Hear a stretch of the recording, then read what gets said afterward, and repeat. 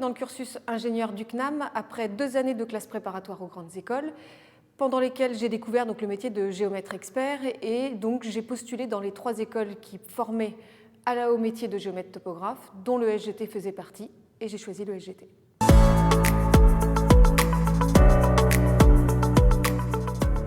Donc j'ai choisi le CNAM pour devenir ingénieur. Au regard de la qualité de la formation qui avait été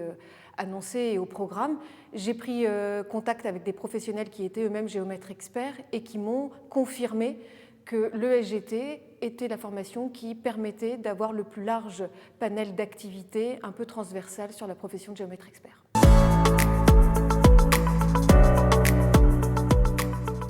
Alors déjà, je pense que les atouts du CNAM, c'est la diversité des profils, c'est-à-dire qu'on n'est pas tous issus de classes préparatoires, donc la variété de profils fait qu'on est aussi dans une effervescence complètement différente, ce qui permet d'avoir donc des sensibilités différentes et d'avoir une appréhension du métier d'ingénieur qui n'est pas forcément celle que l'on a partout.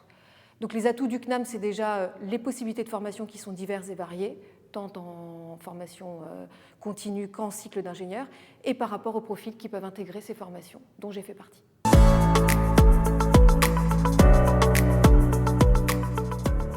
Au cœur du débat, bien évidemment. Donc effectivement, je pense que l'ingénieur CNAM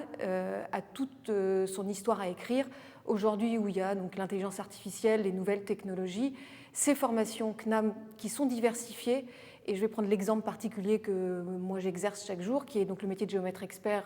au sein d'une structure. Donc effectivement, c'est un métier très spécifique, mais qui aujourd'hui brasse énormément d'intelligence artificielle et pour lequel je forme mon personnel, dont je recrute des ingénieurs CNAM qui me permettent tous les jours de développer par exemple une petite start-up qu'on a mis en place grâce justement à ces formations CNAM. Donc on est au cœur du débat,